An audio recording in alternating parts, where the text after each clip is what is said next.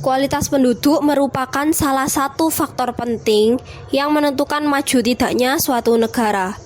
Menurut Undang-Undang Republik Indonesia Nomor 52 Tahun 2009 tentang Perkembangan Kependudukan dan Pembangunan Keluarga, kualitas penduduk adalah kondisi penduduk dalam aspek fisik dan non-fisik yang meliputi derajat kesehatan, pendidikan, pekerjaan, produktivitas, tingkat sosial, ketahanan, kemandirian, dan kecerdasan sebagai ukuran dasar untuk mengembangkan kemampuan dan menikmati kehidupan sebagai manusia yang bertakwa, berbudaya, berkepribadian, berkebangsaan, dan hidup layak. Halo semuanya, perkenalkan saya Wila Johana dari kelas 11 IPS. Pada kesempatan yang kali ini, saya akan menjelaskan mengenai kualitas penduduk dalam bidang kesehatan dan juga pendidikan. Pertama-tama, saya akan menjelaskan mengenai kualitas penduduk dalam bidang kesehatan.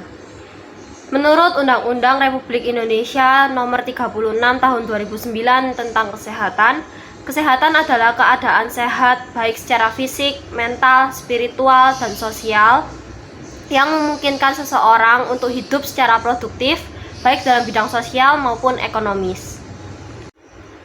Tingkat kesehatan penduduk suatu negara dapat dilihat dari besarnya angka kematian dan juga tingginya tingkat harapan hidup.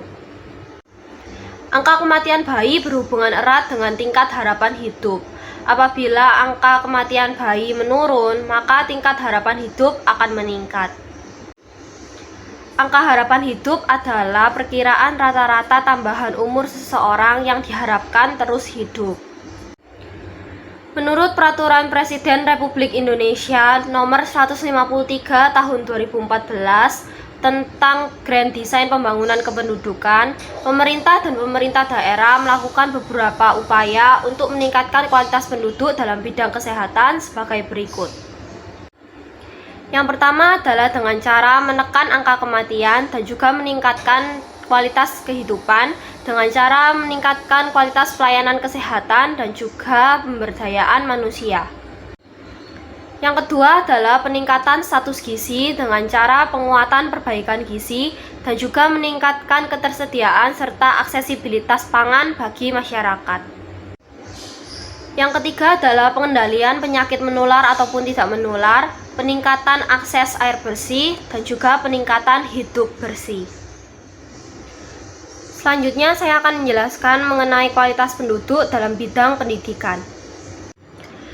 Menurut Undang-Undang Republik Indonesia Nomor 20 Tahun 2003 tentang Sistem Pendidikan Nasional, pendidikan adalah usaha yang dilakukan secara sadar dan terencana untuk mewujudkan suatu suasana belajar dan proses pembelajaran. Hal ini ditujukan agar peserta didik dapat mengembangkan potensinya dalam hal akhlak mulia, pengendalian diri, keterampilan, dan juga kecerdasan yang dibutuhkannya dalam hidup bermasyarakat, bernegara, dan berbangsa. Ada beberapa indikator-indikator penting yang berkaitan dengan keberhasilan penduduk di suatu negara dalam bidang pendidikan. Yang pertama adalah angka partisipasi, yang kedua adalah jenjang pendidikan tertinggi yang ditamatkan, dan yang terakhir adalah angka buta huruf. Angka partisipasi sendiri terbagi menjadi 3. Yang pertama adalah angka partisipasi sekolah, yang kedua adalah angka partisipasi kasar, dan yang ketiga adalah angka partisipasi murni. Angka proporsi sekolah adalah proporsi anak sekolah pada usia jenjang pendidikan tertentu yang disesuaikan dengan kelompok usia jenjang pendidikan tersebut yang dinyatakan dalam persen. Sedangkan angka partisipasi kasar adalah gambaran mengenai angka partisipasi penduduk dalam jenjang pendidikan tertentu tanpa memperhatikan umur. Di lain pihak, angka partisipasi murni adalah proporsi anak sekolah pada usia tertentu yang bersekolah sesuai dengan jenjang usianya dan dinyatakan dalam persen. Indikator pendidikan yang kedua adalah jenjang pendidikan tertinggi yang telah ditamatkan. Hal ini merupakan tahapan pendidikan akhir yang ditamatkan oleh seseorang dan ditandai dengan sertifikat atau ijazah. Jika dilihat dari segi kualitas hidup manusia, semakin tinggi ijazah seseorang, maka kualitas hidupnya juga akan semakin tinggi.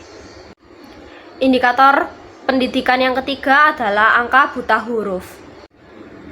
Angka buta huruf sendiri adalah proporsi penduduk usia tertentu yang tidak dapat membaca atau menulis huruf Latin ataupun huruf lainnya terhadap penduduk usia tertentu. Demikian yang dapat saya jelaskan mengenai kualitas penduduk dalam bidang kesehatan dan pendidikan.